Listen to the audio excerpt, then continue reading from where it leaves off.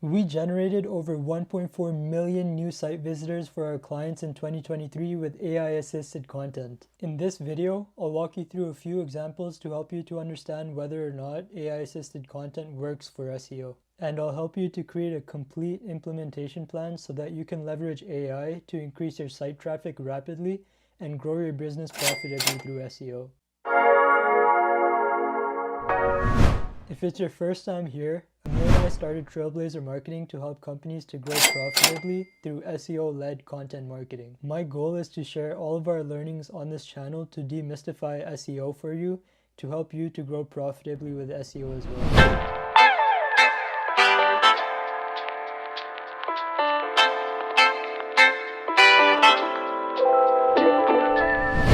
So, does AI-generated content work for SEO?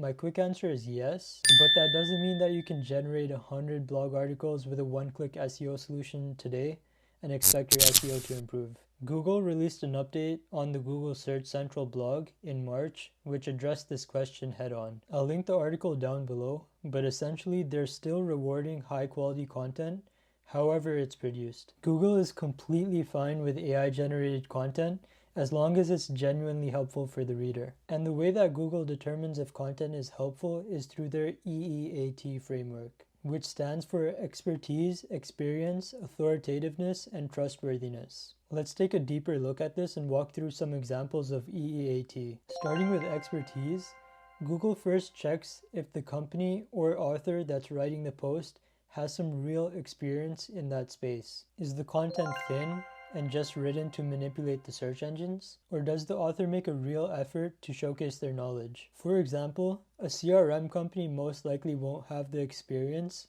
or knowledge to be able to write an in-depth post on a medical topic. However, they do have the expertise to provide real insights on which CRM features matter to small businesses. The second part of EEAT is experience. Does the company or author have first-hand experience in the area that they're writing about? Do they have any unique information or lesser known data that they could share with the readers? For example, a CRM company most likely won't have enough experience to talk about the best practices in implementing wellness programs. On the other hand, they can talk about the benefits that companies experience when switching from spreadsheets to CRM solutions. And the third part of EEAT is authority. Does the company or author have the requisite background to talk about this specific topic, or are they just writing content to grow traffic? For example, a CRM company doesn't have authority to comment on best practices of getting foot traffic for retail stores, of course, but they do have authority to talk about CRM best practices. And the fourth and final part of EEAT is trustworthiness. Is the data accurate and correctly sourced and attributed? For example, is a North American CRM solution able to accurately comment on CRM software trends in Japan? Or is this just a bit out of their scope? Purely AI-generated content or one-click AI-generated content will often just make up the information or statistics, just to satisfy the reader that is prompting one of these solutions.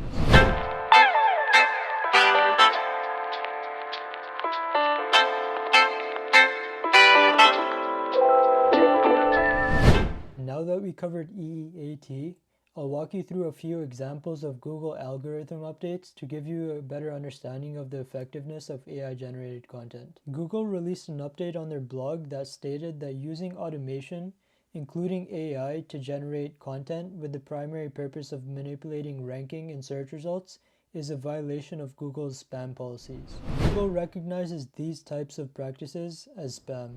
Firstly, there's scaled content abuse.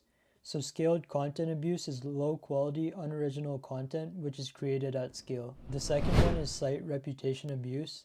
So site reputation abuse is when websites that have grown their search traffic through high quality content start to allow other websites to post low quality content on their website.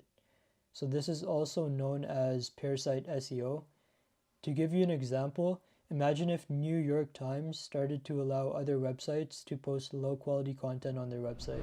And the third spam policy is expired domain abuse. So some people buy expired and aged domains, which is just websites that have a high domain reputation, and they start to post low quality content on those websites. The first example was from February of 2023, but this isn't the first time that people have tried to game the system and tried to get their content to rank through SEO hacks. For example, in February of 2011, the Google Panda update targeted low quality content, content farms, and thin content pages stuffed with keywords. Also, in April of 2012, the Google Penguin update aimed at penalizing websites engaging in manipulative link schemes, including link farms, paid links, and keyword-rich anchor text manipulation. In March 2017, the Google Fred update targeted websites with low-quality content, excessive advertising, and thin affiliate-heavy pages. In September of 2023 as well, the Google Helpful Content update introduced an improved classifier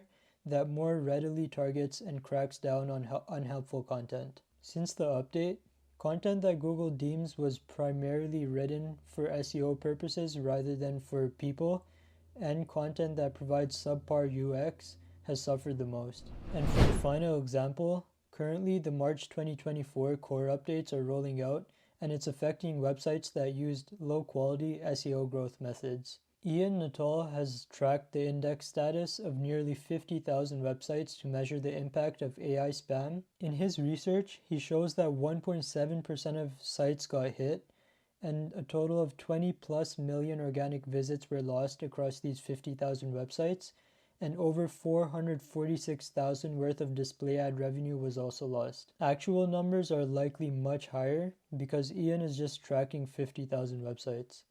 And I'll link the post down below if you want to look more into it.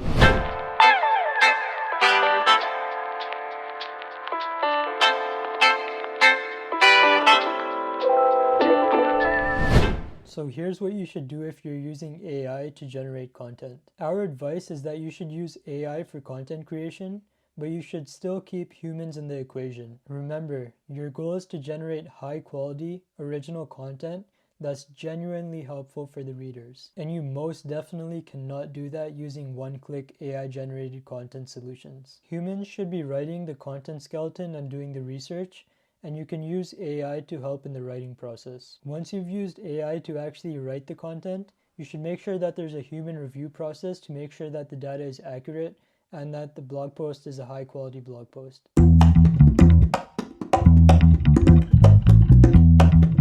We know how to use AI to profitably grow traffic for websites that generates high intent and highly relevant traffic for businesses. We keep humans in key parts of the content production process to make sure that our content is genuinely helpful for both readers and search engines. And this is why we have 3 different rounds of human review for each blog post that goes live, just to make sure that it's high quality and it's genuinely helpful. We validate SEO for 3 new companies every month for only $300.